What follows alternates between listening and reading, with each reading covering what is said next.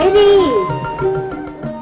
গল্পের শুরু ১৯৭৪ সালের ৫ অক্টোবর, যখন ওড়িশার ময়ূরভঞ্জ জেলার খৈরি নদীর পাশে একটি মেয়ে বাঘ শাবককে পরিত্যক্ত অবস্থায় পাওয়া যায়। শিমিলিপাল টাইগার রিজার্ভের ঘন জঙ্গলে মধু সংগ্রহ করতে গিয়ে খাড়িয়া জনজাতির কয়েকজন সদস্য এই অসহায় শাবকটির সন্ধান পান। তারা বুঝতে পারেন শাবকটির যত্ন নেওয়া দরকার এবং তাকে নিয়ে যান শিমিলিপাল টাইগার রিজার্ভের প্রথম ফিল্ড ডিরেক্টর এবং প্রজেক্ট টাইগারের অন্যতম পথিকৃৎ সরোজরাজ চৌধুরীর কাছে। বন্যপ্রাণী সংরক্ষণে নিবেদিত প্রাণ সরোজ শাবকটির সঙ্গে একটি আবেগপূর্ণ বন্ধনে জড়িয়ে পড়েন এবং নদীর নাম অনুসারে তার নাম রাখেন খৈরি। যোশীপুরের বন বাংলোই হয়ে ওঠে খৈরির নতুন ঠিকানা।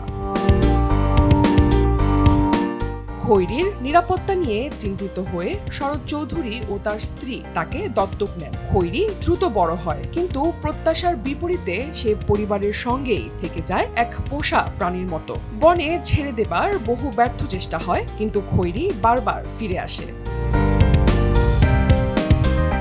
খৈরি ছিল একেবারেই অন্যরকম। সে সহজেই মানিয়ে নেয় সরোজ এবং তার পরিবারের সঙ্গে। বিশেষ করে সরোজের স্ত্রীর সঙ্গে একটি গভীর সম্পর্ক গড়ে ওঠে খৈরির। সাধারণ বাঘদের মতো খৈরি একেবারেই হিংস্র ছিল না, বরং সে গৃহপালিত পরিবেশেই অভ্যস্ত হয়ে ওঠে। খৈরি পরিবারের সদস্যদের সঙ্গে খেলতো, একই বিছানায় ঘুমাতো আর প্রতিদিন দুধ ও মাংসের নির্দিষ্ট খাবার খেত। সরোজ ও তার স্ত্রী মায়া ও যত্নে তাকে বড় করে তোলেন।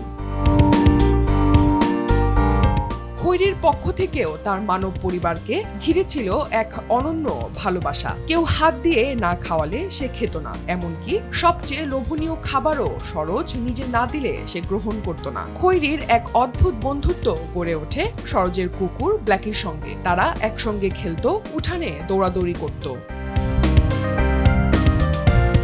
বড় হয়ে ওঠার সঙ্গে সঙ্গে খৈরির জন্য জিপটি পর্যন্ত পরিবর্তন করা হয়, যাতে সে চৌধুরীর সঙ্গে যাতায়াত করতে পারে।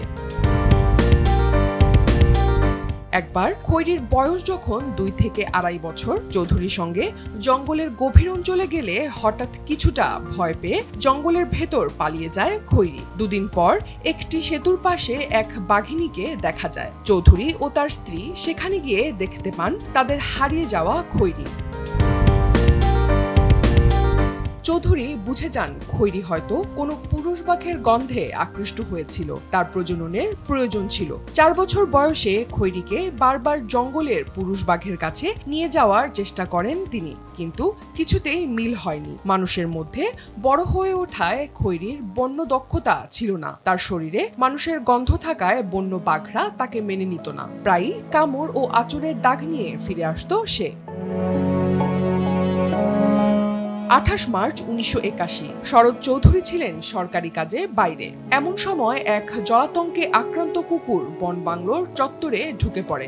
খৈরি ঝাঁপিয়ে পড়ে তাকে মেরে ফেলে, কিন্তু তার আগেই কুকুরটি খৈরিকে কামড়ে দেয়। খৈরির দেহে জলাতঙ্ক সংক্রমিত হয়। দ্রুতই অবস্থা খারাপ হতে থাকে। তার চঞ্চল ও প্রাণবন্ত রূপ ম্লান হয়ে যায়। মে মাস নাগাদ সে এতটাই দুর্বল হয়ে পড়ে যে হাঁটতেও পারছিল না। খৈরির যন্ত্রণায় চৌধুরী আর থাকতে না পেরে অতিরিক্ত ট্রাঙ্কুইলাইজার দিয়ে তাকে শান্তিতে ঘুম পাড়িয়ে দেন। অন্তিম ভালোবাসার নিদর্শন হিসেবে যোশীপুর বাংলো চত্বরে যে জায়গাটি ছিল খৈরির একমাত্র বাড়ি, সেখানেই তাকে কবর দেয়া হয়।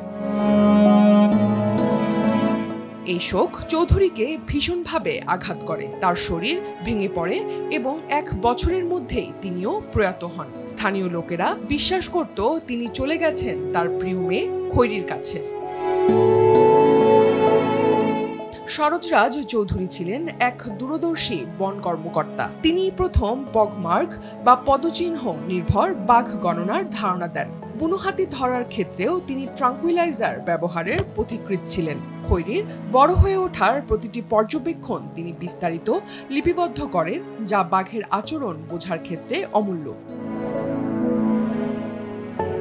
অনন্যা দাস, দেশ টিভি।